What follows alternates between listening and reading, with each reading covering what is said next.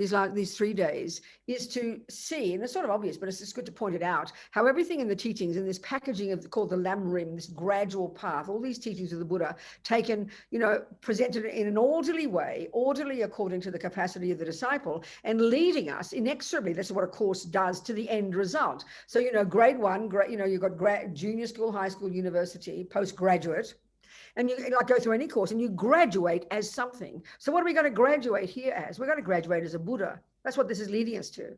It's a body of knowledge that we internalize that leads us step by step by step to the if you like, the development of the 2 wings: wisdom, which is finally the wisdom that sees reality as it is, and compassion. The wisdom wing and the compassion wing. And all of it leads to the final stages of the Bodhisattva path, which is the 6 perfections, and the last 2 of the 6 perfections, the last of the 6, which is the realization of emptiness, the insight into the ultimate way that things exist.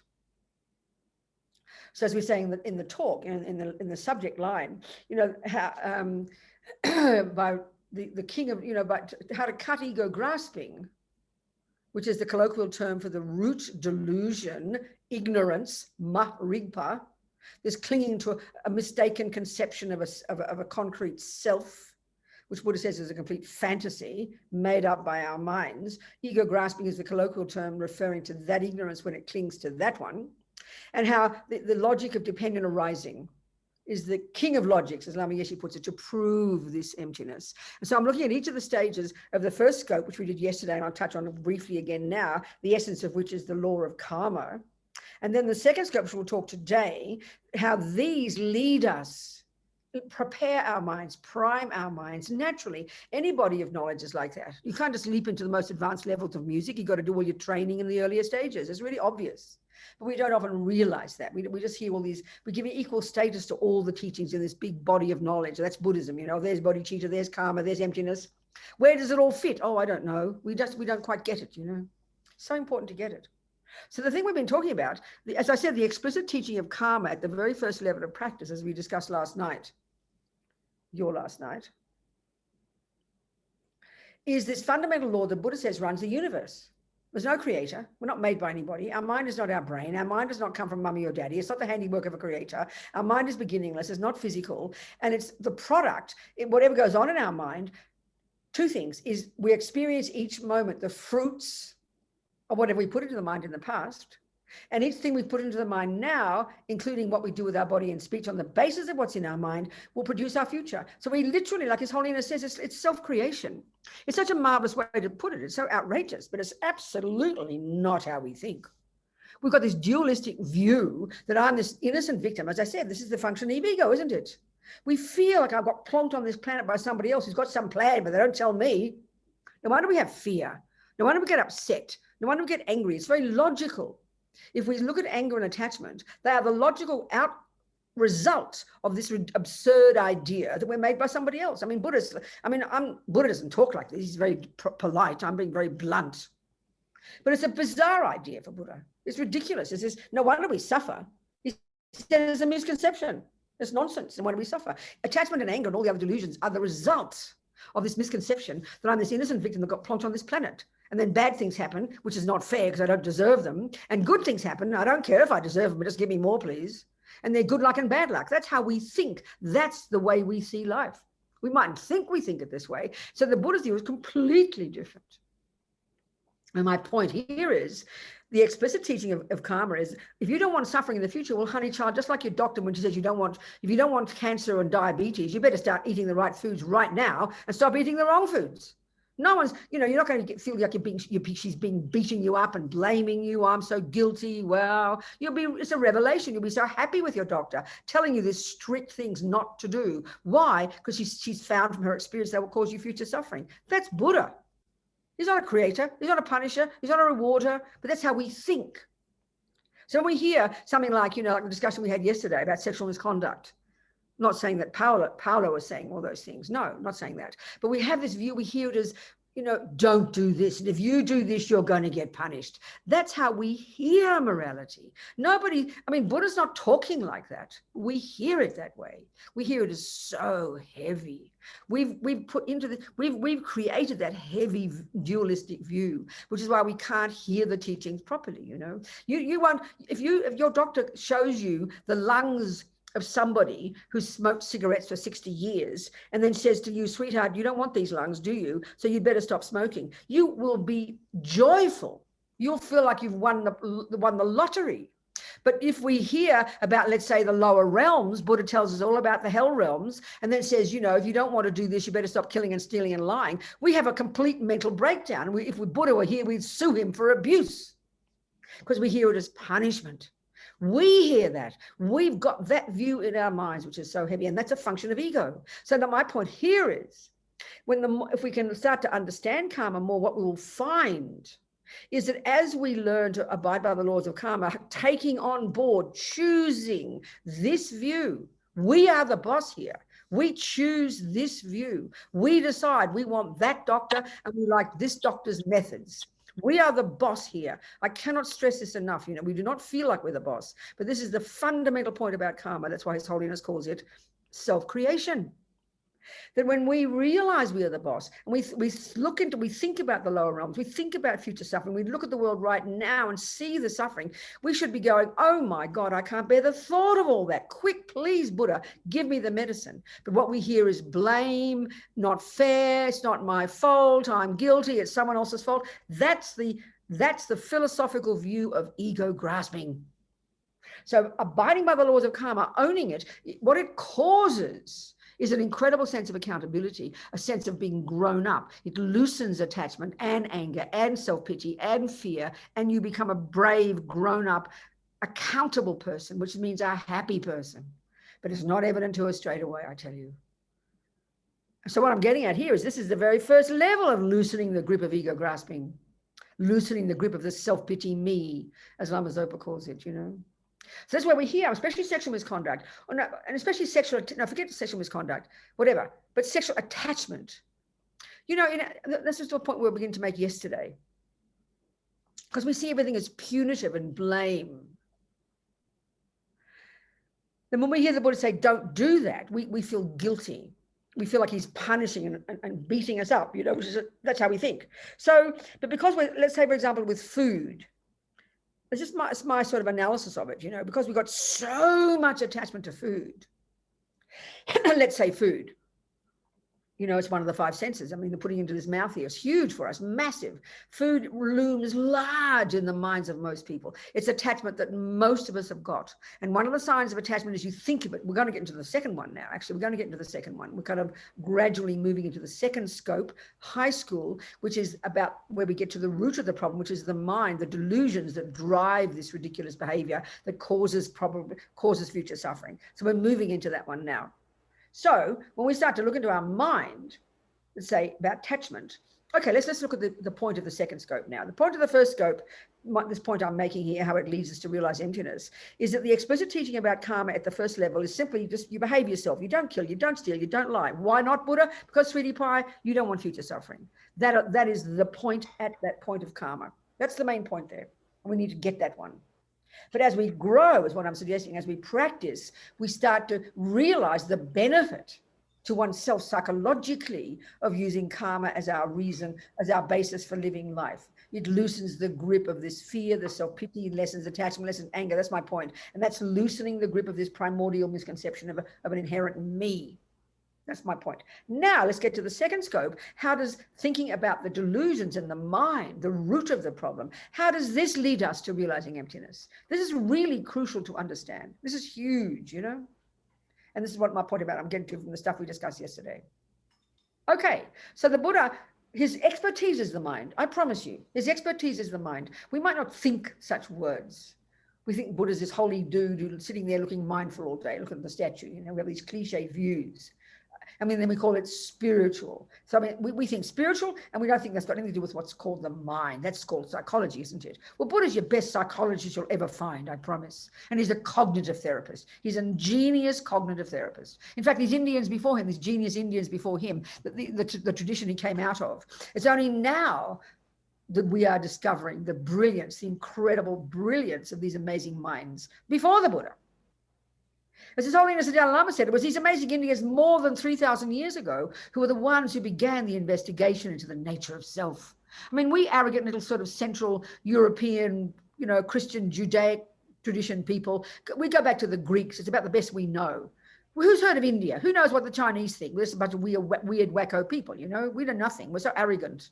It's now we're starting to realize. I mean, we thought it was probably Mr. Freud 100 years ago, for God's sake. Now we're realizing all the stuff that's being published with the Dalai Lama, and then the stuff that Tripton Jinpa, his main translator, and Wisdom Publications and other publishers are bringing out. Now people are seeing the incredible brilliance of these amazing thinkers. I mean, unbelievable thinking. Philosophy, epistemology, psychology, metaphysics, unbelievable. Coming from India, before the Buddha. He went as far as he could go there, and then he diverged in his own direction, in particular in relation to his own direct experiential findings about the nature of self, Okay, so the next level of practice, which is the essence of the second scope of practice, the middle scope, which is the part of the wisdom wing, this is where we really become Buddhist. You could argue the very first level of practice, the essence of the first level of practice, the essence of it is being abiding by the laws of karma, which is just living by according to good ethics. Good ethics is shared by everybody. A good communist would have good ethics. They mightn't call it karma. A good Christian, a good Muslim would have good ethics. So that's normal, that's common. Maybe Buddha's interpretation is different. But here now we get the second scope, the middle scope, when we get to the next level of practice, the more extensive level, of the wisdom wing. Here we get to the root of the problem. And this is the mind. This is where we really delve deep into what the mind is, how it functions. We study the epistemological model. We study the psychological model. This is incredible. And if you want to be a Buddhist honey children, you'd better study this. I'm sure, you at Jamyang Leeds are starting to, the text is called Lorig. And, Geshe Tashi in London, those books he published in Wisdom called The Buddhist Psychology, something like that, is exactly this text. You need to understand it. We hear the words like love, compassion, attachment, anger. Oh yeah, I know what that is. That's kind of like, that sounds like Buddhism. But I'm a serious psychologist. I study bipolar, OCD, ADHD, ID, whatever you call it. I'm not being sarcastic. I am, but I'm not. We think that's serious psychology. And then when we're for a Buddhist, we call, I've got an affliction. You go to your therapist, say you've got an affliction, they'll laugh at you. So we've got to really unpack Buddhist words and stop romanticizing and fantasizing and concretizing them, and mystifying them. So this is what we learn about the mind. This is where we get to the root of the problem. Because the body and speech, which is what we're harnessing with the view of karma and ethics, they're just the servants of the mind. You've got to control your crazy servants of your mind before you can get to the real problem, which is your mind. This is more advanced. So here we learn Buddha's model of the mind, I can't see a thing. The sun's shining in my eye. Never mind. I'm sure you're all still there. I can't see. I just see a blur of light. Okay. Okay, so let's look at the mind. It's Saturday morning here. You see, it's about 9:20 in the morning, in mountain time, they call it. I'm in Santa Fe, which is several thousand feet up, so it's very dry here. And it's kind of vaguely red, and all these adobe houses. They love their adobe houses here. Some of them don't even like having a paved street. I lived in Melbourne. I lived about 20 miles out of the centre of Melbourne back in the 50s. There was a suburb where all the artists live, and they had these mud brick houses. Well, it looks like that to me. And I was driving a friend around, and I said, bring me to downtown. It looks like a 1950s mud brick place. This weird place is Santa Fe. It's like the moon. It's very nice people, though. Never mind, that's a side comment. And I've been here for 9 months, so I'm not complaining. It's a very pleasant place to be. I worked out that it's the longest I've been in one place in 30 years. I'm just usually an old hippie traveling around with my one little bag, I can't believe it. And I'm quite content. I don't even go outside much. I don't like walking much outside because you fall over gutters and rock, I walk around my table. I've got my computer and my Tara statue, and I circumambulate my table about 1.5 miles, 2 miles a day. And I do my prostrations. I figure that's more than enough exercise. And I see the sky. Look, I can see the sky. It's good enough. I'm happy it's out there. I don't need to go and walk in it. excuse me, my comments. Back to where we were, the mind. Okay. All right, now listen to the mind.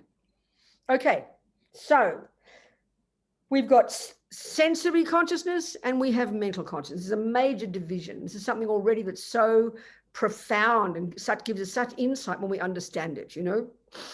We have sensory consciousness and we have mental consciousness.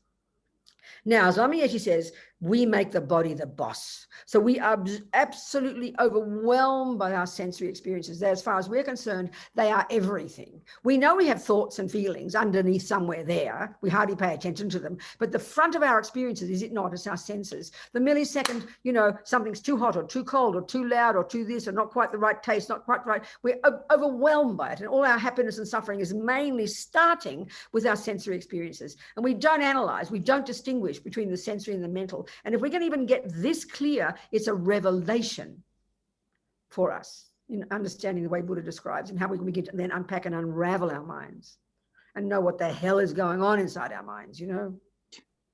So what's so fascinating, sensory consciousness is actually really profoundly limited in its capacity for cognition. Mind for the Buddha is that which cognizes or is aware or knows. The definition of mind is to know, to be aware, or to cognize. That's its job. And Buddha, the entire job of being a Buddhist is to sort the mind out, because the mind, Buddha's telling us, is full of rubbish, full of misconceptions, and they're why we suffer. So we have to sort out the misconceptions, we have to sort out the facts from the fictions. This is what being a Buddhist means. This is actually what being a Buddhist means. We're now getting to actually becoming a Buddhist. We're preparing our body and speech in the first scope, controlling our body and speech, beginning to loosen the grip of ego grasping. Now we start to get to the root of the problem. So sensory consciousness is like a bunch of dumb animals with respect to animals. Eye consciousness can merely see, you know, I'll use the same example. Where's my, oh, never mind, I can't find something. But this thermos, it's my thermos, okay? And I see this thermos and I'll tell you it's a very nicely designed thermos. That's my opinion. That's why I bought it online. I checked for the nice thermos, right? The design. So then we'll assume that my eye consciousness, my eyeballs, in fact, are seeing a nicely designed thermos. Well, that's a load of rubbish. I'm sorry. The sensory, first of all, sensory consciousness, which is that part of your mind, which is not physical, that functions through the medium of the eyeballs and the nerves and everything, all working nicely. That has a cognition. The eyeball is not what sees. The nerves are not what sees. The consciousness, which is not physical, combined with the eyeball, is what enables you to have a cognition of what? You put that here, I will say, I see a well-designed thermos. No, you don't. What your eye consciousness is cognizing precisely is shape and color, and that is it. It doesn't even know the name of the shape and the color, but that's all it cognizes. It's profoundly limited in its capacity for cognition. But look what happens. Anthony, turn your thing off. Mute yourself, Anthony. There he goes. So what's going on then?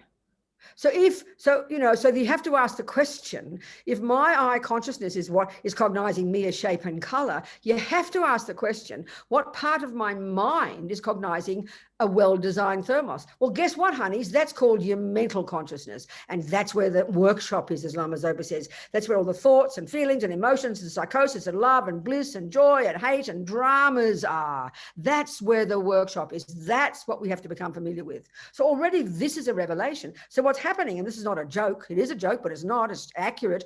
The millisecond my eye consciousness gets this cognition of shape and color, in a millisecond, and I mean it, quicker than Google, I promise, up comes the concept from my mental consciousness. Oh, what a well-designed thermos. So in other words, the mental consciousness at the level we function at is a bunch of billions of conceptual stories that we are so programmed with, many of them, that we come into this life fully programmed with our conceptual stories. So if you come into this life programmed with attachment to sex, let's say, you're born as one of these little monkeys or chimpanzees or one kind or other that I heard about, the programming in its mind so strongly of, let's say, attachment, and we're going to get into all these things, the millisecond it comes out of its mummy's womb, it turns around, has sex with its mummy, and then it's daddy, and then mummy and daddy and sister and auntie and uncle and brother and grandparents. They're very open-minded because the habit is so strong. And that's the way the mind functions. We learn that, we should begin to learn that in karma. That everything we think and do and say does not go astray.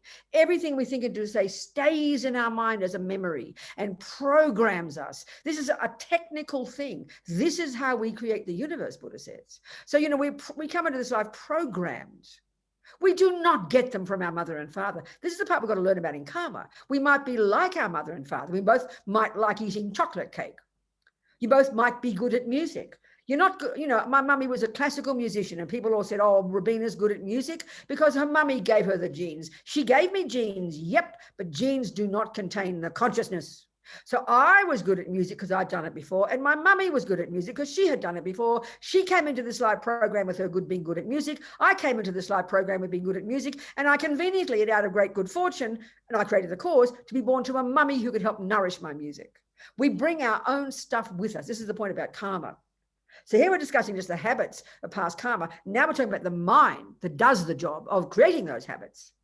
So our mind is, you know, so, or even just forget about past life. But, you know, no, I'll say past life. Coming into this life programmed with past habits. So that little monkey, or whatever it was, created the cause to have that kind of monkey mind, monkey body, created the cause to have this intense attachment to sexual activity, intense attachment. So, you know, we might have attachment to food. Most of us have got that. That's our habit from many past lifetimes. We come into this life fully programmed at the first second of conception. We don't come in as a blank slate. So all our mind, so everything we've seen and done and thought and said and whatever, 99% of which we don't remember in just this life is programmed in our mind. It's in there, you know. So the millisecond I see this, out comes an opinion. A concept is an opinion based upon my this, my that, my habit, what I thought over the years, blah, blah, blah, and out it comes. Now, we don't think it's an opinion, do we? We think it's a fact. And not only that, we think it's a fact existing in the thermos. All of these are the consequence of all these habits and these delusions. So we have to unpack the technology of the way the mind works. It's totally fascinating, I tell you. I mean, scientists would love. What's happening now? Maya, yeah, that's it. You mute yourself. I'm being like a policeman here this morning, aren't I? Catching everybody. So we've got to understand this. So all these thoughts in my mind, and because they're habitual and they're programmed in my mind, I've developed this, and I come immediately, then of course I make the mistake of thinking, because it happens so quickly, I don't realize my senses are doing one thing and my mental consciousness is doing something else. I think they're the same thing. So when you look at your beautiful new boyfriend and you're in love with your new boyfriend, it's exactly the same thing. You know, you just look at that shape and color and you nearly faint with joy. That's not coming from your eyes, I promise. It's coming from the mental consciousness and all your extremely exaggerated opinions about the boyfriend, but they all come instantaneously. So even just this alone is a revelation, you know. We give so much power to our senses. And of course, this is happening so primordially, it's all in a millisecond. And I really mean it, it's quicker than Google, quicker. This is how programmed our mind is. And we're not talking the brain here. We're talking the actual subjective, non-physical cognitive process itself. And this is the job of being a Buddhist, to unpack and unravel this. So now, okay, how do you divide? So there's thousands of thoughts, aren't there? From the second we wake up in the morning till the second we go to sleep. There are thousands of these conceptual stories all raging on. And so Buddha divides them into 3 categories, which is very, very helpful. Only 3. It's amazing. You know, you look into some psychiatric volumes, it's not going to be divided into 3 volumes. The negative ones, the positive ones, and the neutral ones. It'd be very convenient if it were. It's such a simple model, but that's Buddha's. So all the negative, neurotic, deluded, ridiculous ones, the ones that they call afflictions, that's a Tibetan word and it's a Sanskrit word. But interestingly, it seems to me in our culture, we don't use that word every day. And Lama Yeshe, he's amazing, Lama Yeshe. I never praise enough. He's unbelievable how he was able to talk to people like us. At the time when he first met foreigners, it was Western hippies, you know, in the late 60s, early 70s. And he was absolutely brilliant in his ability to convey Buddhism to us. So when I edit his books, I'm almost in tears because his effort he made to communicate with us. The typical word for these neurotic states of mind, we all know it, we read Buddhism, it's called affliction. Affliction is a great word. You look up the dictionary. It's a problem. It's some kind of suffering, you know. And at least Geshe Sopa, when he does his Lamrim, he calls it mental affliction. We're getting closer. But still, it's an abstract word for us. Well, you know, I'd rather call them mental illnesses. This is very shocking for us. But so the first category are all the mental illnesses, the mental afflictions. And they're all the voices of the root affliction called ego grasping, which we've talked about. They're all the voices of that. But he narrows them down to three. The three poisons, the three toxic emotions.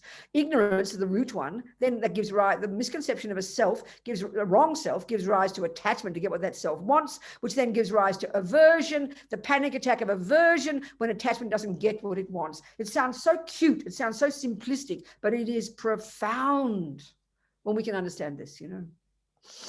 So, attachment is the over-exaggeration. So all this is, now we get to the point. This is particular, there's two main functions of these neurotic states of mind. They're the first category. The second category are the virtues, the positive states of mind, the valid ones, the reasonable ones. And the third lot are the mechanics of the mind. I call it that, like concentration, good memory. We won't discuss those here. So the main ones we're occupying with, the one that seem to fill our head, to fill out all our roommates, the neurotic ones, the depression, the attachment, the anger, the low self-esteem, the jealousy, the fear, all these dramas, you know, they loom large in our head, don't they? They're chatting away all day. They're the voices of the root delusion, ego grasping. And then you've got all the virtues, love, compassion, kindness, goodness, but they seem to be in the background. They're not, I've never met yet a person who says, Robina, I can't stop thinking good thoughts all day. I do not meet a person like that. The bodhisattvas would, but they wouldn't admit to it. But we are, the negative ones loom large. And this is the tragic thing. So there's two functions, there's two main functions of these neurotic states of mind, delusions. Lama Yeshe in his book Mahamudra, I identified 21 synonyms, half of which is made up, and some of which are typical in the text. He never used the word affliction. He just knows it was a dumb word, you know.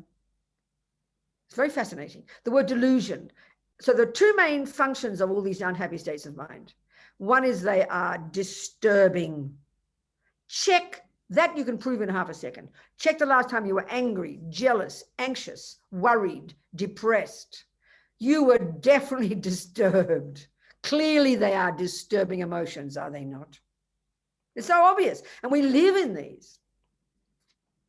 Now, the other function, and this is the one I want to point out because this is the one that begins to really, again, prepares us, not begins, but prepares us to understand more clearly ego grasping, the root delusion, which we deal with in the 6 perfections at the final stages of university, the bodhisattva path, to really begin to understand emptiness. When we understand this function of the mind, this is a crucial one. Now, again, the explicit teaching here is not about that. The explicit teaching here is to see how hideously disturbing these delusions are, how horrible attachment is, anger, jealousy, how it causes us so much pain. Again, not you're a bad person, which is how we hear it. No.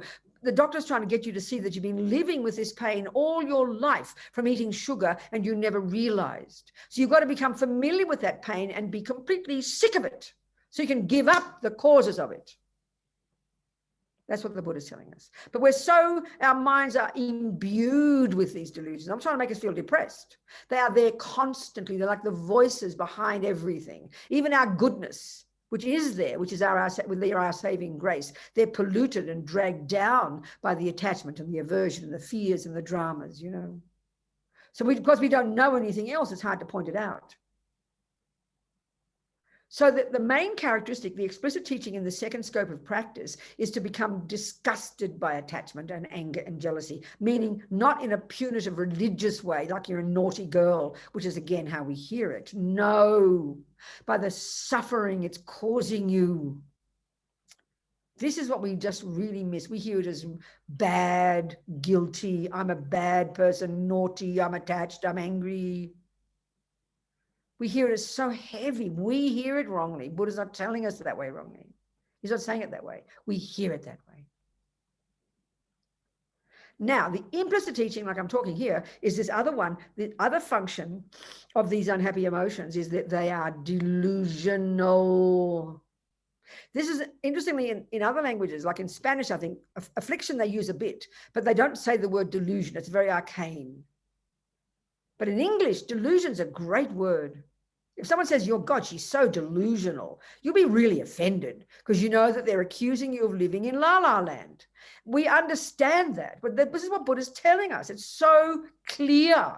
Sorry, people, the extent to which you have any attachment, anger, jealousy, pride, anxiety, and the rest is the extent to which, one, you are disturbing, but crucially, the extent to which you are delusional. This is the most powerful one to begin to understand. When we can understand this function of these branch delusions, this prepares us easily to get to see the real function, the function of the root delusion, which is really stressed at that point, how it's a misconception. So the other point to get to here is this is quite shocking for us, to really comprehend, as I've indicated it already, that we live at we've got two modes, two ways that our mind functions. One way is you're describing, we've got sensory and mental. And now let's look at the mental consciousness, which is where the workshop is. There are two levels of ways it functions. One is conceptuality, thoughts. The other is called, actually, in Buddhist psychology, is called perception, which is a regular word, but the definition of this is very precise. This, we can only access that level of mind when we've got single-pointed concentration, when we've got shamatha, when we've gone beyond conceptual and beyond the sensory. So, of course, that's pretty abstract for us. We don't have anything like that in our modern psychology or neuroscience. So it's pretty abstract. So this subtler level of mind, which is non-conceptual, which is non-discursive, which is much more powerful and more direct and more clear. And that's where they say that you have where you get actual realizations of the reality of things. All of which sounds pretty abstract to us, you know. So, but we live at the grosser level, which is conceptuality. Now, that's a big surprise, because what we would think is up here is conceptuality, which is when you learn theories and musical theory and mathematics. But here, this is emotions, and we see them as completely separate. Well, what's totally fascinating, Buddha says they're all conceptually based. Concepts are thoughts. Now, this is not too complicated. You know, if I'm in love with Fred, I don't have any Fred there, but never mind. Let's say there's a Fred there, and I'm in love with Fred.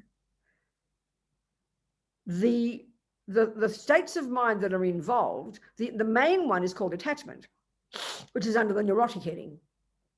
And this is its point now. All of these neurotic states of mind are disturbing, number one, but number two, they are conceptual states of mind. They are viewpoints. They are opinions, but because they're so intense, they are so primordially habitual in us, but their key function is that they exaggerate. Now, we know this. When you're in love with Fred, you know that he appears to you as the most divine person in the entire universe. You just faint even at the thought of him. You nearly faint with joy when you see a photo, not to mention the real Fred. That's a function of this state of mind called attachment. The key function of all delusions is that they exaggerate. And this, when we can understand this, we can understand our minds, we can understand Buddhist psychology, and we can understand how to realize emptiness. I promise. So all the delusions exaggerate. So attachment, what does it exaggerate? It exaggerates the deliciousness of something. So in other words, if you've got attachment for Fred, you know, the story in your mind, we know this, is completely out of control. Day and night, you can think of nothing but Fred. Your mind's completely berserk. We know this. And it's totally exaggerating Fred's function, Fred's job to make me happy, and then we write this novel of the next 80 years, you know. I mean, it's completely out of control. We all know it. But it seems so shocking that the Buddha's suggesting we shouldn't have it. It just gives us a panic attack because we think it's called pleasure. But this is another discussion here, and there's no time for this. But pleasure is not the same as attachment. Pleasure, happy feelings, which are what we're wanting, is in the third category. It's neither good nor bad. But we want the pleasant feelings, and what we believe is that Fred is the cause of our pleasant feelings. And then the attachment comes in and makes him look so delicious and divine that keeps me buoyant in this insane story I'm writing. So the delusions exaggerate. They are conceptual stories. But because, like for that monkey, who, when he came out of his mummy's womb and turned around and, you know, had sex with her, You would say, well, that's just instinct. Well, exactly. What do you think instinct is? Instinct is the word we use for something that happens naturally, that's kind of in your bones. That's exactly right. But where does it come from? Not the moon, from having done it before, baby. If you can practice it, if you can play the piano perfectly, virtually you're an instinctive musician by now, but didn't come out of nowhere. You practiced really hard for the last 20 years, baby. But we come into this life already programmed with anger and attachment, whatever our habits are. Some of us, indeed, we have good habits as well. How miraculous, because we've practiced them before. That's what instinct means. So the monkey doesn't sit there and think, oh, I'm going to get all excited and think about my mummy and try and get my penis up. No, it just happens. Because the programming in the mind. We're all programmed. We're virtually like lemmings. We just program with our past habits. And because we just follow our feelings, we don't analyze them. So we just lead ourselves into up garden paths and into nightmares, you know. So we've got to unpack and unravel this process. It's an incredible job we have to do.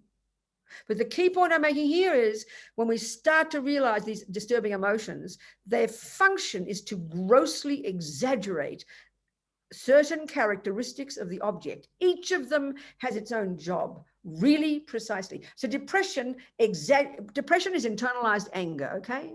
And it exaggerates your badness. Overt anger exaggerates someone else's badness. Attachment exaggerates something's goodness, something's deliciousness. It could be the cake, could be Fred, could be killing, it could be anything. So now back to my point about yesterday when we were discussing the way we're very punitive about these things. And because you see, the other thing about these delusions, they exaggerate, but also what we tend to do, and we can see this. We mentioned this yesterday, I think. Let's say your mother starts, no, not with somewhere else. Let's say your boyfriend leaves you for a younger version. Let's say Fred leaves me. I'm in the middle of being in love with him. I'm completely in just totally divine, heavenly Fred, the answer to all my prayers, you know, my soulmate, and then he leaves me for somebody else. It's beyond shocking, isn't it? So 1 minute, Fred is the most divine person in my eyes. I can only see good qualities. If I wrote a book about him, I wrote a one-page description of Fred, it will be the most divine person you've ever seen in your whole life. Now, how do I see him a week later once he's left me? Once I've got over the broken heart, I'm now full of rage. And how does Fred appear to me now? Because anger has now replaced attachment, and now all I see is the ugliness of Fred. Now, but listen to this. Fred did one bad action. He left me. Okay, quite strong, quite a big action, I agree. But that 1 month or 6 months that I knew him, you probably could count 150, 200, 300 good things he did for me. But the moment he leaves me, I take that one bad action and I paint the whole of Fred with that brush. That's what delusions do. They grossly exaggerate and then they blind us from all the other qualities. So now, because let's say I'm using an example of food and then of sex, two of our major attachments, you know. Not everybody's attached to music. Not everybody's attached to seeing nice shapes. But look at food and sex. We call it sex. I don't know who invented that ridiculous word, but whatever it is all it is an attachment in the mind for usually it's for bodies, isn't it? You know, the bodies. And like I described yesterday, where do you think penises and vaginas came from? That's karmic evolution of individual beings over many eons of time, or hundreds of thousands or billions of years, from a previous experience of being human when we had subtle light bodies and no gross delusions, but the delusions were still there because we hadn't realized emptiness. But degenerate times come, and these gradually, we get more diluted, attachment begins to grow, it pollutes our wind energies, which is our subtle physical energy, and eventually one day or other, a few million years ago, or whenever it was, we suddenly find ourselves being born on a planet looking like a bunch of apes. It's degenerate times, baby. And what have we got? Penises, vaginas, and these 5 holes that demand feeding. They're not made by some creator. They're not coming out of nowhere. They are the product of attachment. We created our own bodies. We created, all the things that we love and hate and are attached to and not attached to. We create all this from our habits. There's no creator up there running the show. We do it. This is the cosmic joke. Attachment runs the show. Attachment is the cause of this entire universe. So certain attachments, like what we call sexual, and strong attachment for contact with the body, strong attachment for contact with this sense with food, let's say. So because those intense attachments, when we exaggerate them and we have a lot of emotion around them. Now look at the emotion around vegetarianism. I mean, look at the emotion in the world. There are certain facts, I agree, the meat industry is destroying the planet, you can't argue. But look at the emotion around vegetarian. And I find it a bizarre idea, but that we define ourselves in terms of what you put in your mouth. What a peculiar attitude. I mean, we divide the world, you're a vegetarian or not a vegetarian. In other words, according to one kind of habit you have in your life, you're defined in that way. That's what delusions do. We define ourselves in terms of a race. We define ourselves in sort of what kind of music you like. That's what delusions do. They separate, they concretize, and they're good or they're bad. I mean, how rude that anybody should know what food I put in my mouth. What do you mean, am I a vegetarian? Mind your own business, you know. Now look at sex. And this is why the drama around sexual misconduct, because over the centuries, we've developed as cultures, and our religions do the same thing, this intense, you know, fanatic obsession with, oh, you're a homosexual. As soon as we get fancy, we use Greek words. It's so ridiculous, you know. I mean, the discussion with Paolo was very interesting last night. So I looked into it and I haven't got all the answers yet, but I will. But I mean, in the end, even if we do look at the sexual misconduct one, certain conducts the Buddha is suggesting in order to subdue our attachment. This is the point behind it. Your doctor will tell you certain things to do to lessen your attachment, to lessen your ingesting of sugar, because that'll cause you suffering. So Buddha's the same thing when it comes to certain habits, when it comes to certain vows, they're to help you subdue your delusions. They're not, but what we have done over the centuries is say you are evil. So you burn someone at the stake because they did this, or look at all the men who've been accused and harm because they're called homosexuals because they have a thing that they stick in an anus instead of a vagina. I mean, we're ridiculous. We exaggerate everything. That we did that. So when we hear, you know, Buddha giving advice about this, best suggest for you to calm your attachment down. Don't do this and try not to do that and try not to do that. But we see it as monstrous. We hear he's abusing us, he's criticizing us, he's calling me evil. Don't be ridiculous.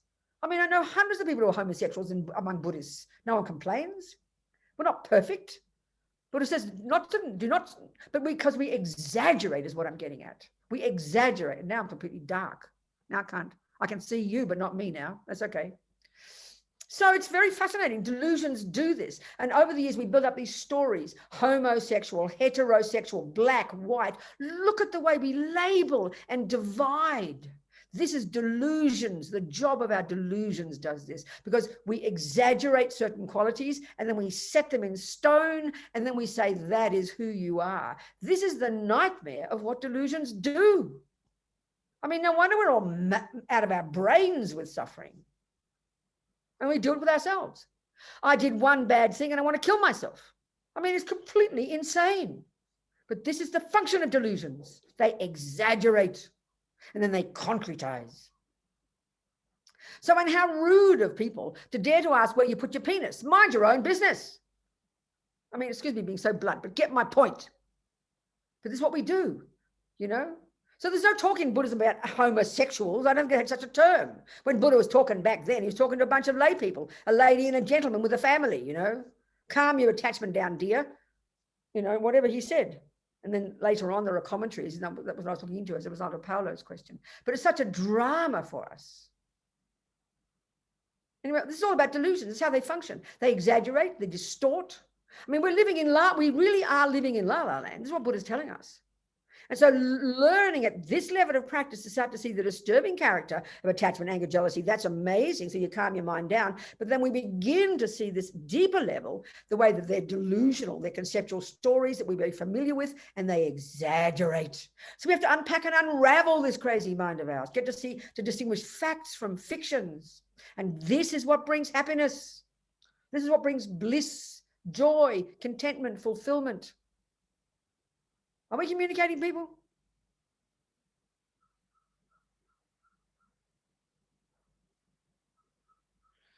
I always shout. I can't believe myself. I do it. So I'd like you to ask me some questions now so far. I've said a lot of stuff. And given that I talk 3 times the pace of everybody else, it's now about 3 hours later, even though it's only 50 minutes, okay? So ask me some questions. See if we're communicating. Ask me some questions.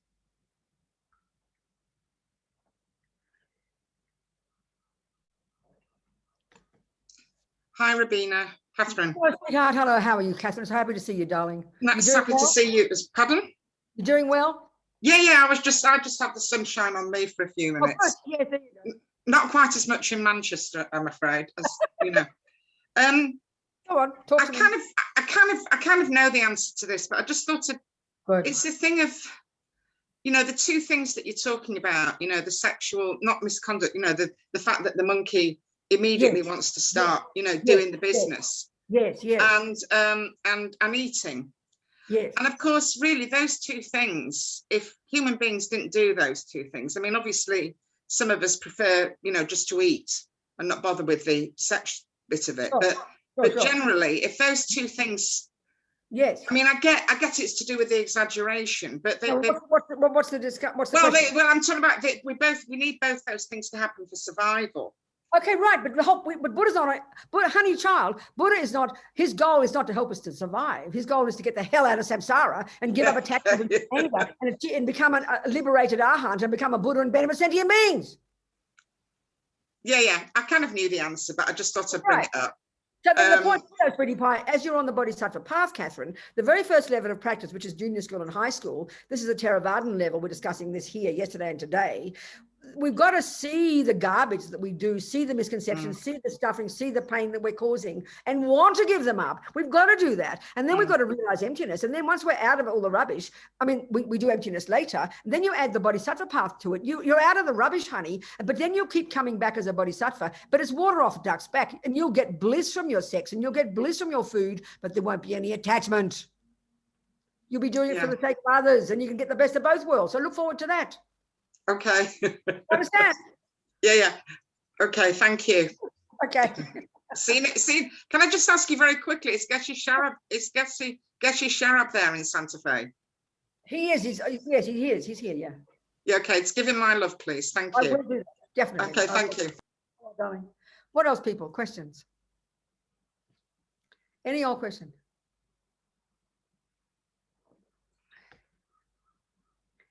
I have a question, Robina. Who are you? Where? Aline. Hello, darling. Talk to me. Hi. When you talk about in other teachings, how you transform neutral activities or activities into Dharma activities. So I'm missing your point, sweetheart. Say it again. I missed your point. Sorry, darling. For example, you only say you're washing the dishes and you're transforming into a Dharma activity. So you make a motivation for it. Oh, yeah, that's the Bodhisattva path, but that's fine. Talk about it here. That's okay. So my question is, how can I transform having sex into a Dharma activity? Oh my God, it's easy. Why is it? The very fact that you asked that question indicates you exaggerate the importance of sex. Yes, right, absolutely. Yes. It proves it. It's, if you analyze all of these actions, any action that's driven by attachment, what it does is exaggerate the deliciousness of the object, and therefore we exaggerate the importance of the activity, and that means it looms large in our mind all the time. And even the way, I mean, and then also because it does, this is the interesting point, we have to understand the relationship of pleasant feelings and getting an object of attachment. Because in our experience, the way we're programmed, the extent of the pleasure that is triggered in our mind when we contact whatever object it might be, right? If it's the cake or the body, whatever it might be, or even the killing. I mean, I remember I always quote this, I remember an Australian journalist who lived in England. He was the arts writer for the Time magazine for like 40 years, the American magazine, and he's dead now, an Australian journalist writer. And he had extremely intense relationship with fishing. And he talked about the first time he went trout fishing, it was like a cosmic experience. Now hear those words. So the point about this is very clear in Buddhism. The extent to which you get any pleasure triggered in your mind upon contact with whatever object it is. For you, it might be a boy's body. I've got no idea. For someone else, it might be a piece of cake. For someone else, it might be music. For someone else, I mean, all depends on the degree. For him, it was killing fish. Listen to this point. The extent of the joy that is triggered equals the extent of your karmic connection with it, the habit of it in your mind. There's the little monkey. The second he comes out born, he turns around and has sex with his mum. So the habit, the strength of the habit of a connection with something is the extent of the attachment, which makes it look totally divine, equals the extent of the pleasure that is triggered. Now, we all want happy feelings and we all don't want suffering feelings. So the job of attachment throughout our life is to find the object such that when we have contact with it, pleasant feelings are triggered. Now, pleasant feelings are in the third category of states of mind. They're neither negative nor positive. They're simply the way we're made. It's not a negative or positive thing, but we conflate attachment and pleasure, and then we get all guilty when we hear the Buddha said we should got to give up attachment. Oh, I've got to give up my pleasure. I've got to give up my heart, as Lama Zopa says. No, they're completely separate states of mind. So, and then because all this guilt, this incredible guilt and rage around sex. I mean, I'm not trying to be political here. I'm a radical lesbian separatist feminist. I mean, 45 years ago I was, but it's imbued in my mind, the political view of things, that when we hear about, you know, sexual violence, we get so angry and so full of guilt. I mean, look at the trauma and neurosis women have if they've been abused, or anybody been abused as little children sexually. Your mother could beat you up every day, but it's not nearly as much trauma as if when your father sticks his dick in you every day. Excuse me. I have to be so careful. Otherwise I'll get accused of abuse. And I sound like it. But hear my point. There's so much energy, and this is from my past karma of hundreds of lifetimes. There's so much guilt around something that brings pleasure. That's why there's all these restrictions and it's sin, and it's this, it's that. There's so much drama and vomit around it all. So when we analyze whether it's a cake or a body, all you're talking about is the extent of the pleasure. So there's no argument. Contact with a delicious body definitely triggers delicious pleasure. Nothing wrong with the pleasure, baby. So when you're beginning to understand attachment and you've got a relationship, of course, it's impossible to control the energy because we're so out of control. But at least if you understand a little bit about emptiness, it has no intrinsic nature. It's your mind making up this nonsense story. Already that loosens the grip. And then when you're going to have sex, at least you add some compassion and kindness and generosity and want to give that person pleasure, be happy to make them feel happy. I mean, then you can loosen the grip of the garbage and the guilt and the shame and the drama.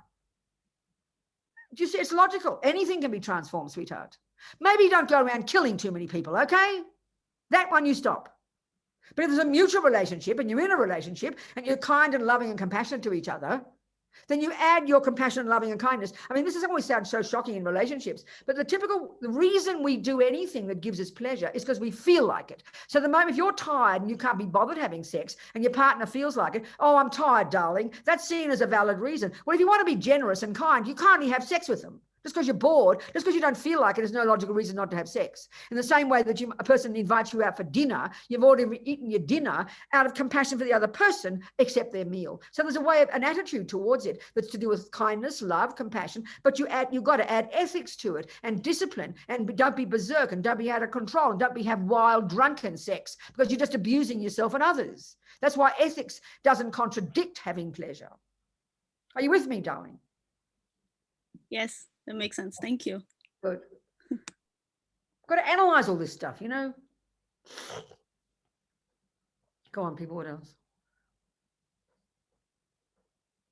What else? Anybody else? Okay, that's fine. So let's keep talking then about how delusions exaggerate, because this is the key point here. This is what's leading us to understand emptiness.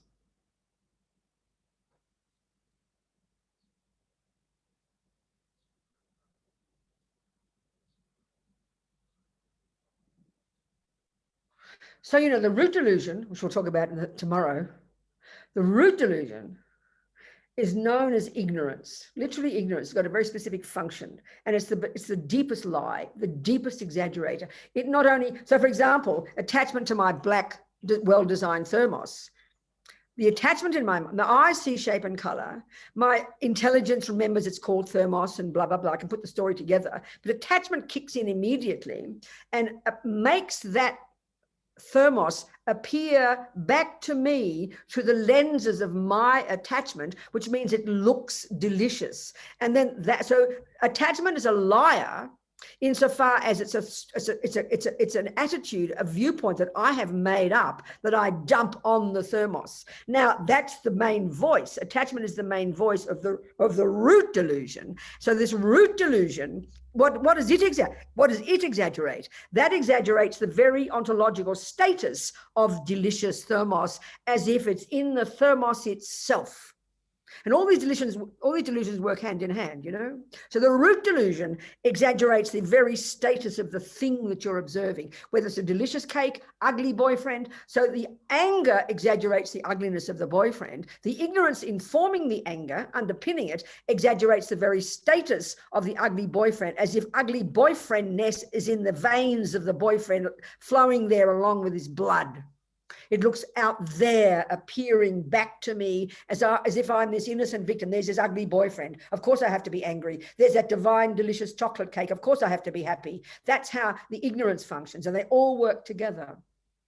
So the Buddhist psychological model, it's got these thousands of different names for the different states of mind. I mean, there's a particular text where you study 51 of them, and you can narrow them all down to these 3, but they're very precise. We're talking not pieces of the brain here. We're talking actual moments of cognition. And that's the skill and the brilliant skill we have to develop. So we need concentration to be able to hear and see these thoughts every second, all telling their story. So basically our head is full of these thousands of conceptual stories, but they're all running with each other, on top of each other, flowing in and flowing out. And the only time we begin to notice them, and this is the tragedy, the only time we notice all these conceptual stories is when they get to the level of the body and then get to the level of feeling. And it's too late. And then we have all these notions about them, make all these romantic stories about them, you know. So we're really living in la la land. We really are literally delusional all the time. Buddha's saying this. We're delusional in our world when you really think you're Mozart. That's when you're seriously a problem. Buddha says, no, you're all delusional. It's a question of degree, that's all. And that's not joking. That's a very accurate statement for the Buddha. This is why you've got to first control the body and speech, which are the servants of your delusions. Now you can get to the actual job in the middle scope to start to unpack and unravel this chaos in there, to see what the hell is going on, so to know why you're suffering, and then to argue with these conceptual stories because they're not set in stone, to unpack and unravel, to distinguish between the facts and the fictions in our mind. This is the job of being a Buddhist, okay? Everything we do leads us to this.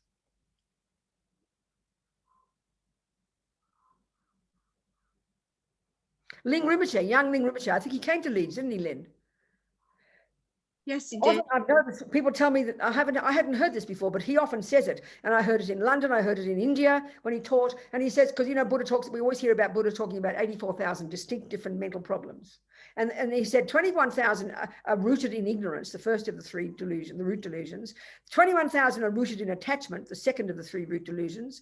And 21,000 are rooted in anger. And then the other 21,000 rooted in all 3. So it's a really elaborate, coherent map of the mind, which is really, really fascinating, you know. And this is what we have to learn to unpack and unravel. Because eventually, when you're a Buddha, everything leads you to becoming a Buddha. And what's Buddha? Bud, the etymology of the word Buddha is very tasty. Bud implies the utter eradication from your mind of all delusions. Why? Because they're adventitious. They're not at the core of your being. They're fantasies. They're made up nonsense. And second, da implies the development to perfection of all the virtues and goodness and intelligence and wisdom, because they are at the core of our being. They are who we really are. So that implies the methodology, doesn't it? Being your own therapist, unpacking and unraveling your mind. But you've got to control the servants of the mind first. Control your body and speech, calm it down. And that's why it's not punitive, but we hear it as that. So if you hear maybe the sexual misconduct is, sleeping around, and you've all been sleeping around all your life or something, and you wonder, then you feel, how dare they say I can't sleep around? Who do they think they are? Like you're going to get punished if you sleep around. We've got to understand the reason behind it. Like your doctor says, don't eat sugar. You don't think, oh, my doctor's going to punish me. She says, no, I'm not allowed to have sugar. She's so mean. You've got to see the reason why she's saying no sugar. You've got to look at what Buddha says. And if what Buddha says is nonsense, you don't accept it.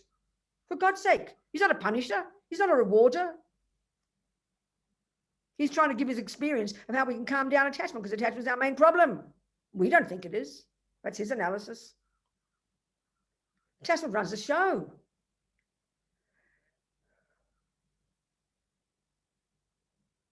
So we've got to start where we are, learning to realize that first it's a delusion that exaggerates. What does it exaggerate? The deliciousness of things. And basically, attachment, again, like I always talk about, it's multifaceted. It's totally programmed, primordially deep from countless eons of lifetimes. And we come fully programmed with it, And so depending on our karmic connections, it's what objects we meet that trigger the pleasure So what's Brian W. asking? Lynn? I haven't got anything in chat. Were you wanting to ask a question, Brian? No, there was a question. It came up and the words came up. I saw something. What was it, sweetheart? Was there a question? Anyway, he'll say it if he wants it. Yeah, yes. Go on, talk to me. Good, talk to me. You, Robina, thank you. Okay. My question was, what kind of questions should one ask themselves when meditating on a specific attachment? Is there like a process of questions to really hone in on it and to understand? Well, Brian, I mean, it's a bit, okay. It's a massive question because I can enter into it in 7 different ways. So I don't really quite get, you've got to maybe explain a little bit more by what you mean by meditate on it. So just give me a little bit more scenario that you're imagining in which you would do something like this. So what do you mean? Say a bit more. I guess like I know I have the attachments, like when I think about obviously sex. Of course, yes, all these different things. That's right. You're like the rest of us. Join the universe. I have an attachment, like I have long hair, and I've had long hair for a long time, and so you attach to your long hair. I understand. That's exactly how we are, Brian. We have certain activities and certain things and certain events and certain habits and certain objects that we are very familiar with. We get into a pattern, don't we? So yes. So first of all, I think, okay, the first answer to your question, Brian, it has to be this. It has to be, well, you've got to first ask the question, what is attachment? So that's surely, if let's say that's the first thing. You've got to know what Buddha means by attachment. And first of all, the word attachment, like you just said then, and we use it that way very loosely. I've got many attachments. You're referring to the object. But here we've got to realize that attachment, as you know, of course, is an attitude in the mind that interprets those objects. So the point about attachment, my answer is, the more familiar you are from reading the literature, from listening to teachings, the more you're familiar you are with what attachment is and how it functions. And then as you're listening, you'll go, aha, I recognize that. Oh, that's interesting. I recognize that. And then the more you study it, in other words, if you've never heard of nutrition before, ever, never heard of nutrition, what's good, what's bad food, as you study it, and then you relate that study to the way you eat, you're going to get a revelation. Oh, now I understand what that means. Yes, I do that. And yes, I can see that. So the answer to your question is keep listening to the Buddhist teachings about what attachment is. And then whether you're on your cushion or whether in your daily life, you're going to start to go, wow, I recognize that. So let's talk more about attachment, and you'll recognize. So attachment is this multifaceted, okay? The most primordial level of attachment, this sounds a bit abstract initially to us. This is from having practiced attachment all the time. From past lives, we come into this life, and the strength of this suffering is quite severe for most of us. It's called dissatisfaction. That whatever we've got, it's not enough. Whatever I get, it's not enough. What I achieve, it's not enough. How much your girlfriend tells you she loves you, it's not enough. It's the default assumption is not enough. And when we have that in a severe way, which as Lama Zopa says is one of the worst sufferings in modern world, it turns into ourselves. I am not enough. And that's self-loathing. This is the irony of it, is it's a result of constant attachment, because attachment is the energy of, if you don't feel like you're enough or have enough, that's always that feeling of a dissatisfaction. So then you think, well, what am I going to do to fill up the gaping hole? So then you go to the chocolate cake, you go to get this, you go here, you do that, you jump on a girl, you look at the pornography, whatever it is that you're attached to due to your past karma, you go fishing, you torture somebody, whatever your habit is. And the assumption of attachment, the next level of attachment is that it brings the hunger. So first you got the dissatisfaction. Then there's this feeling of, well, there must be something out there that will make me happy. So you go to get that object, and then when you get the cake, we're just on autopilot. We don't analyze it much. You go to the cake, and there's a huge assumption there, like this perky anticipation. Oh, wow, the cake will do it. And you get the cake in the mouth, and after 5 pieces, what happened to the pleasure? The pleasure was there, but you kept eating because you're never satisfied. And then eventually you vomit because you don't know what, because you ate too much cake. So then you're going to try something else. So attachment is dissatisfaction. Then it's this constant hankering after something. And then it's the anticipation of getting it. And of course, threading through this is the total exaggeration of the deliciousness of the cake, the deliciousness of the habit we've got, the deliciousness of the long hair, and therefore the total panic of not having it or not getting it, or when you get get it, what happens? It gives rise. When as soon as you don't get it, as soon as someone cuts off your hair, as soon as someone takes your cake, as soon as you don't get the cake, then the third delusion arises, and that's anger. Or aversion is the bare bone state of mind, which is the response when attachment is thwarted, when it's a response when attachment doesn't get what it wants. Then aversion, and that's got a whole spectrum as well. Anger, volatile anger, is the obvious expression of aversion. The milder levels are just irritation, annoyed, frustrated, anxious, worried, upset. This, we live in this. This is thwarted attachment, and we're talking second by second by second, not just gross moments of it. And then internally, if you're a more quiet type of person, eventually it builds up because nothing goes astray. Everything gets stored in our minds. Eventually it manifests as profound depression. This is samsara, Brian. So the more we can see that pattern, that you recognize it in yourself. So then what do you do with it? Well, this is where disciplining our body and speech. Let's say you're attached to eating too much cake, or you're attached on, maybe whatever it might be, Brian. I mean, we're all the same. We've all got the objects of attachment, all got attachment to objects of the senses. This is the first level of attachment. Not everybody has many of them. Not everybody has them intensively. Some people have them really unbearably strong. You've got to jump on 22 girls every day, and it's never enough. I mean, with food, my trip has been food in my life. And as my mother used to say, and it would blow my mind, I'd try to understand it. I remember it vividly. And she's agreeing with Buddha, She said, the more you get, the more you want. And this is the essence of why Buddha says attachment is suffering. So we've got to analyze that. So there's one way it manifests, like you said, you've got your long hair, and we're all set in our ways, aren't we? We do things a certain way. We mightn't be so much attached to having 22 girls a day, but we are very attached to our ways of doing things. We're very set in our ways. That's attachment. And then kind of stubborn and solid, and we freak out when things don't go the way we want. We can see we've all got this. This drives all of us, Brian. So the more we understand this, the more you catch it. So then what do you do with it? Well, if it is, this is why the very first level of practice in karma, Buddha doesn't say, don't eat 17 pieces of cake. He says, don't kill.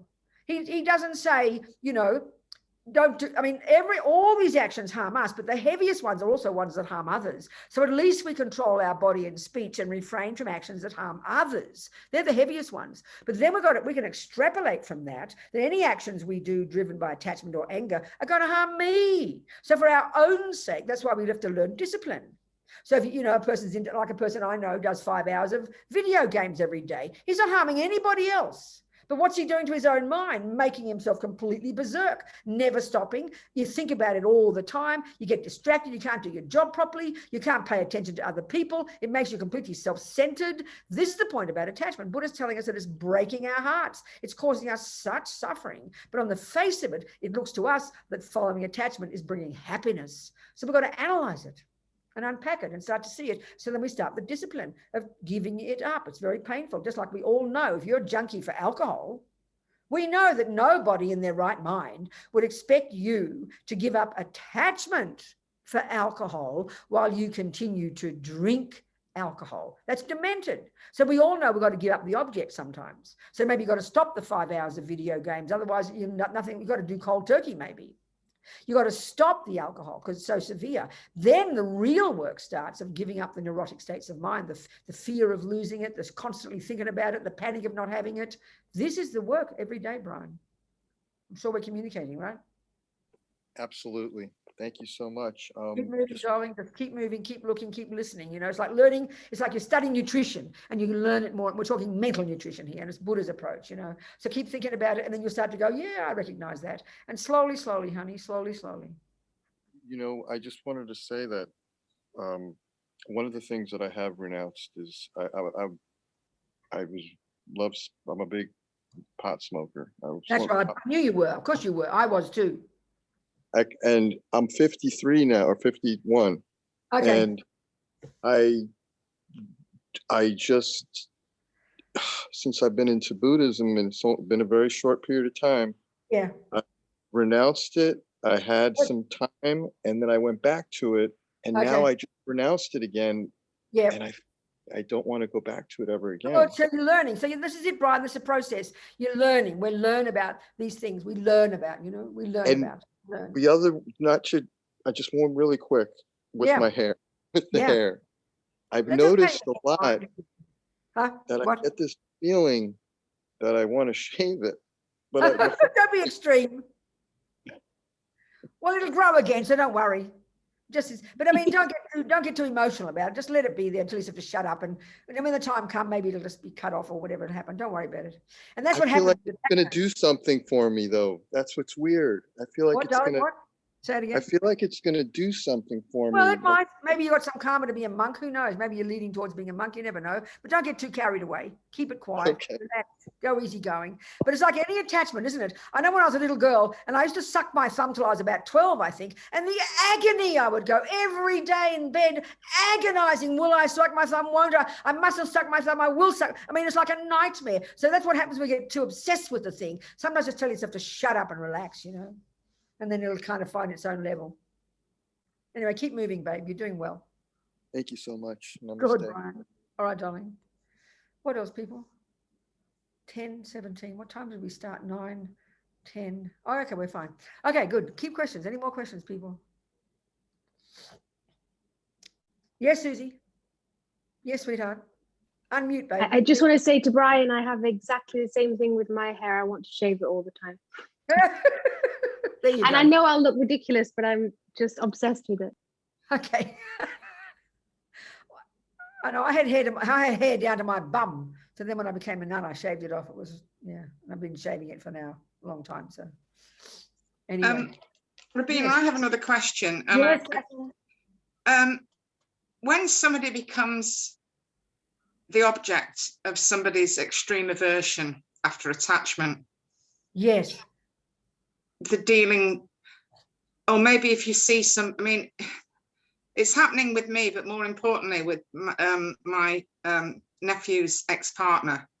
And nephew's partner. So people are angry with her, you mean? Yeah, well, he's left her and 2 very small children. Okay, and he's doing all these things like, accusing her, getting the police to go around accusing her of, stalking him, all crazy things. Quite difficult, isn't it? This is very difficult. Yeah. So what's the question? Well, the question is, I kind of know how to deal with it for me, although I've had, lots of things he's done and it's been very difficult. And, I pray for him and I understand why it's happening. But for her, because she doesn't have, she's not into Buddhism. I understand. It's helping her to see, I'm trying to help her to see, understand it. And I think don't do too much trying to give her lectures about things. Just love her. No. No, I don't mean it like that, Catherine. Please forgive me. I didn't mean it like that in a bad way. I mean, the main job, your job, it seems to me, is now to protect her, to make her feel protected, and to do whatever you can to stop this wretched bloke from harming her. I mean, fine, she can change her mind, but, get out of the danger first. Stop the alcohol first. You can't, it's sort of don't talk too much about the attachment until you got rid of the alcohol. She's got to find a way to be protected, and you can make her safe, and she's got to do what has to be done in the world to stop him from doing this harm, I mean, that's the main point. Okay. Then she can start to deal with her mind. But my feeling is your main gift to her, you've got to be like a rock of Gibraltar for her. She's got to know that you're there for her. She trusts you and loves you. You're close to her or not? More and more now, yes. More and more now. That's your main job. Don't tell her about how to deal with her mind. Just help her. Be a confident, calm, steady, and just that alone is the most profound gift you can give her. She's got to know that you're there and totally trust you. That's a profound gift. And then she'll rely on you more and more. And as it gets a bit safer, you'll be able to be more helpful to her. That's my feeling. Yeah. I mean, it's really alarming to see how quickly, with my nephew, his attachment turned to aversion. It was almost overnight. It was unbelievable. It's sad as it is, it's now a really good example for me to look at and go, how quickly it can happen. That's right. Exactly. That's right. Your main job now, even isn't to understand him. It's a good example, but you got to protect her and get her to be, do everything you can to make her feel safe. That's your main job right now. Just love her for who she is, and so she'll feel calm and know she can rely upon you. That's so important. I can't stress that enough. Thank you. Thank you, Robina. Thank you. Yeah. What else, people? Okay. So the main, yes, go, Alina, talk to me, sweetheart. Yeah, it's just it might be silly, but it's just because we've been talking about hair. I always wanted to ask you this: why do monks and nuns have to shave their hair? It's just, darling. It's just all comes from some, the time in India, Buddha gave up his royal lifetime. At that time, among all the upper class Indians, maybe all Indians, they had very elaborate long hair. So the whole point of giving up his fancy clothing and giving it to his horsemen, cutting off his hair, was just this symbol of giving up that lifestyle. So it's just become that, it's just that meaning. There's nothing intrinsic in it. There's nothing inherent in it. It's just that's where it's come from. Giving up, it's a tradition. It's a symbol of giving up the lay life. That's all. That's all it means. But it's a symbol of renunciation. It's part of your vow or not? No. Okay. But it's in the habit. I don't know where it's all written down somewhere. It's just what the tradition's passed down, I mean, everything's like that. What you learn how to eat your food came from your mother, you track it back to 4,000 people ago. Everything's like that. It tracks down. And the key point is not to see it as an intrinsic kind of you do or don't do, to see the meaning behind it, I mean, for years and years, I was living in London when I was working for Wisdom Publications. Doesn't matter, it was in the 80s. And I decided I wouldn't look like a nun. I had hair and I wore lay clothes. That's just, so I mean, it's like, it's a decision you make. Okay. So you could technically right now, because you are in your robes, but you could have some hair if you wanted. If you really wanted, or that would be frowned upon. Darling, everything's like that. It's all like that. Yeah. The reason you don't. It's like you're saying you're learning how to play. You're learning how to be a piano player, and you're asking, why does the teacher say that your elbow has to be this shape?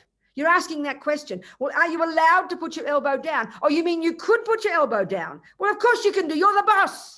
But there's got to be logic in why you have your elbow that way. What's the logic of why I've got my hair done? Why this logic of why my clothes are this way? But we set them in stone. We see them as inherent. They're not. They're dependent arising. Do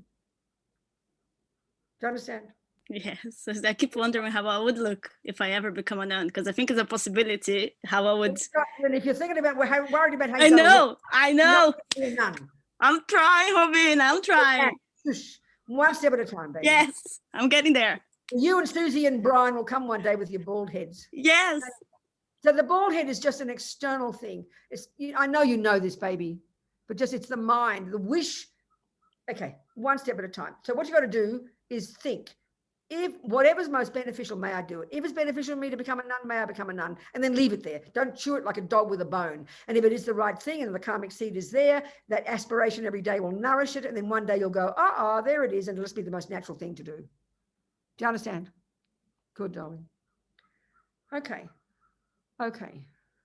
So what we're looking at here in general, the explicit teaching here is to see the disturbingness of attachment and anger and fears and jealousy and depression and anxiety and be sick of the suffering, be fed up with it, be sick of the suffering. And that's the point. And the first level of practice, control your body and speech. That's the explicit practice. The implicit one, like I said, which will come naturally from resulting from the working with the law of karma, is you become more content, more fulfilled, less neurotic, less blame, less guilty, less shame. And the next level here, the explicit teaching, is control the craziness, the disturbingness, and be sick of the suffering of attachment and aversion and jealousy and the rubbish. And you learn to more and more take responsibility, stop blaming the boyfriend and blaming the outside world, which is pretty powerful, which is pretty easy to do, to really take responsibility and know that you're sick of this crazy emotional turbulence. But the deeper meaning, as I'm putting it, the implicit one, is starting to realize the reason why these unhappy emotions are unhappy, are disturbing, is because they're liars. So we can look at this, because this really gets us to prepare for emptiness tomorrow. You listen to this, it's so fascinating. It's like for countless years, you've believed that 1 + 1 is 3. No, a £5 note's a £50 note. Just a simple example of a misconception, Anger is a misconception. It exaggerates the ugliness of somebody. It doesn't mean they didn't do the action. Yes, that nephew, never mind the nephew, that bloke did leave you. That's a fact, but anger is this interpretation on top of that fact that makes it much worse than it is. Anger exaggerates. It's a liar. It's a misconception. Attachment exaggerates the deliciousness. It's a liar. It's a misconception. So because it's a misconception, so it's like the same. If you believe that £5 is 50, every time you see £5, you actually see 50. And then think about this. You would then anticipate You're going to get £50 worth. You go out shopping, all excited, getting your £50 worth. And you go to the checkout counter and she says, I'm sorry, you've got to put 90% of all this back because it's only got £5. So what do you think the response will be? Think about it. This is not cosmic. You'll be bitterly disappointed. You'll be angry. You'll be upset. You'll be shouting. You'll be yelling. What do you mean? It's 50. And she'll say, no, you're wrong. Well, that's why we suffer. Attachment believes that Fred will make me happy. Attachment believes that Fred is divine. Attachment totally anticipates all this joy and happiness for the next 80 years. Like I always quote Nicole Kidman when she was with Tom Cruise, and I love the woman. I'm not trying to be mean about her. When I read an article years ago in Vanity Fair, when she was still with Tom, we will be together until we're 80, she said. Attachment does that. It runs mad and makes up fantasies. Does not mean you should then give up and think, oh, well, Tom will leave me today. I might as well not bother. No, that's nihilism. We exaggerate. Attachment exaggerates, and it's running berserk in our mind every second, default mode. So, of course, if you believe you're going to be together till you're 80, if you believe he is totally designed from his tip of his toe to his toenails, then, of course, you'll get disappointed when you see a fault. Of course, you'll get disappointed if he leaves you when you're only 50. You'll be absolutely devastated. So you're not devastated because he left you when you're 50. You're devastated because you expected him to be there till you're 80. So it's a disconnect between reality and what we see is reality. That is why we suffer. And you can forget that £5 note isn't 50. Again, tomorrow you believe it's 50. And you bash your head against walls. Buddha says we've been bashing our heads against brick walls for countless lifetimes, believing in things that don't exist, quite literally. So it's a hard job to unpack and unravel these lies. And not chuck the baby out of the bathwater, because we've got the virtues there, the goodness and the love and the clarity and the intelligence and the kindness. And they are not liars. They are valid. So the delusions are the source of our pain. You're not suffering because you didn't get £50 worth.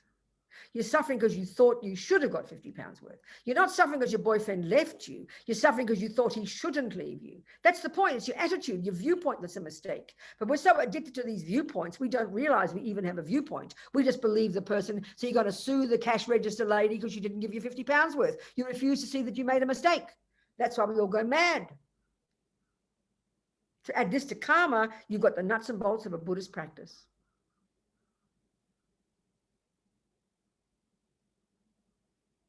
Yes. Yes, Kimberly. Hi, sweetheart. Hi, good morning. Good morning. I was thinking about what you said about Lama. I'm not sure if it was Lama Yeshe or Lama Zopa Rinpoche.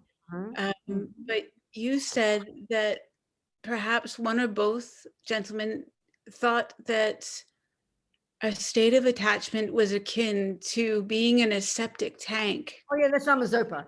When we've got, and I really want to feel the septic tank. I really do, and I'm just wondering. I'd like a little shortcut to the septic tank trap. Kimberly, honey child, if you already know that attachment is like being in a septic tank, you're a pretty advanced yogini, and I wouldn't worry about you. You're going in the right direction, baby. So persevere. I don't know about that, thank you, but yeah, and I was working, keep understanding. What, darling? Sorry, I was thinking about the sex trip. Yes. And I'm like, I guess I'm 48, and it's drifting away, this whole situation, this whole trick of nature of love and romance that was always to me a trick to make me have babies, and I did. I had 3. Oh my gosh. So, yeah, so I did it, and but I'm still married, so okay. So I have to work with my situation. I love my partner. Yes. And this is really personal, but I was experiencing like a slow motion orgasm situation, and I could see the attachment that builds. It's like this wild attachment that builds, it releases into pleasure. And then I'm wondering, is that attachment, like, I know we're not supposed to be thinking good or bad, but I'm like, well, it is a little bit kind of creepy actually to me, or I thought it was. And then I'm like, well, I'm in a marriage, and I want it to be a happy one, and I understand the generosity aspect, but what if you just pick up a little bit of attachment and illusion and some fairy dust and just kind of let that stay in the mix, because it keeps a kind of happiness there. Is that wrong? Okay, darling, I think the key to sorting out what you're saying is if we're using Buddhist analysis of all this stuff, which of course is what we're doing in this room, then you need to understand more the nuts and bolts of what is happiness, what is attachment, what is love, all these pieces of you mixed together in this relationship. So I hear that you have love for your husband, which is an amazing quality. You want to be happy. You have generosity, you have compassion. They're virtues. That's incredible. That means you practice patience. That means it's so fortunate. Then there's also attachment involved, which includes certain activity. So the thing is, but the crucial point is when you study the Buddhist psychology model more in depth, you're going to realize attachment is under the negative heading, which is the exaggerating, the fantasy, the neediness, the emotional hunger, the neurosis. Then you've got in the virtuous character, you've got the virtuous heading, you've got love, which is good. And then in the third category, the mechanics of the mind is just simply the bare bones function of a mind within a body like we've got. When certain things occur, pleasure is triggered. When certain things occur, like you know from your own experience, pain is triggered. So they're just feelings. Pain is one thing, pleasure is another. So pleasure is neither good nor bad. Pain is neither good nor bad. I mean, they're neither negative nor neurotic. They're not negative and destructive in their nature. They're not valid and virtuous in their nature. But when attachment kicks in, that's what makes us a junkie. We all want the pleasure. So attachment is like a vampire, that if it's mainly attachment you had for your husband, you'd eat him up for breakfast. And then when he stops doing what you want, you'd chuck him out. But because you've got love and compassion and virtue and patience, then it's a good relationship and you're making the most of it, darling. So you see your mind, you lessen the attachment, you lessen the anger, you lessen the depression, you lessen the blame, you grow the love and the compassion, the kindness, and then you get more pleasure from that because that's what you're doing. You're growing yourself as a human being. So delight in your marvelous practice, and you're purifying by having all this ridiculous suffering. So it sounds to me you're on track. It's just a question of knowing how to define all this and label it correctly so you know you're on the right track. But it sounds to me you're on the right track, baby. Yeah, trying to work it out. That's right. That's by studying. It's like you've got to, you're hearing music and you've got a good feeling for it, but you've got to study the logic of the music. You've got to study the nutrition to understand it. Here we're talking Buddhist psychology, Buddhist philosophy, which is the method I'm using to, this is my job. So this is the one I'm using to help understand myself. And if you like it, you keep studying it. So you'll put all these pieces of yourself together and you know how to interpret each piece and not get confused. Yeah. Do you understand, sweetheart? Yeah, I understand. Good. I guess I'll just have to have some mystery and just keep looking into it. Well, I don't know about mystery. I don't like to use it. Mystery sounds like romantic. There's no mystery. Yeah. It's only mystery when you don't know it. Yeah. You know it, then there's clarity, and then there's courage and no fear. When you know something, there's clarity and courage and no fear. So just keep unpacking and unraveling, sweetheart. It's a doable job. Yeah. But it sounds to me you're really on track. You've got a lot of good qualities. You're doing really beautifully, Kimberly, I must say. It's my opinion. Thank you very much. I'm really into it. So good, darling. Well done. Good. Yeah. Keep moving, sweetheart. Okay, bye. Not bye. Hello. Who else then? Come on. It's 10:30, 9:30, whatever. It's 10, 11, 12, 1, 2, 6, whatever it is for you guys. What's the story today? We're doing 2 hours and then 2 hours, right? Aren't we? Yes, 2 hours, then an hour's break, okay. And then another 2 hours. I'm going to want a break now. Can we have a break now? I mean, I'm so intense and so tall and so loud. It's like 4 hours. Do you mind if I have a break now instead of another half an hour? That do? It feels like a time to have a break. Is that okay? Lynn, is that okay? Do you mind? I'm happy to fit in with whatever works for you. Is that okay? How long would you want now? Break for? Well, as we schedule the teaching to be, I don't know, do you think other people are going to come who didn't come this morning, who would get the time wrong? It's up to you guys. Like in an hour or hour and a half, you decide. What do you want, people? Hour, hour and a half. Hour and a half? Put your hands up. Okay, we'll leave it to an hour and a half. Just have an extra half an hour off. I'll see you in an hour. I'll see you at whatever time it was. What is it? Your UK time. So UK time now is what now are we here? 7:35. Okay, Sorry, so I'll see you 5:35. 9. What is the time? 5:30. Okay, 5:30. 6, 7. I'll see you at 7. Yeah, I think it's fine. And we've covered an awful lot. It's just what we do, isn't it? Robina, what would that be? I'm sorry, Pacific Standard Time? 90 minutes time, sweetheart. In 90 minutes. 90 minutes. So is it 9:35? Or 9:35, so I'll see you at 11. 11. Time 11 o'clock. Yeah? Okay, thank you. All right, darling. See you soon, sweetheart. Thank you so much. Thank you so much. Think about, analyze, contemplate, whatever we've been talking about. So we'll carry on later. Thanks, darlings. And just so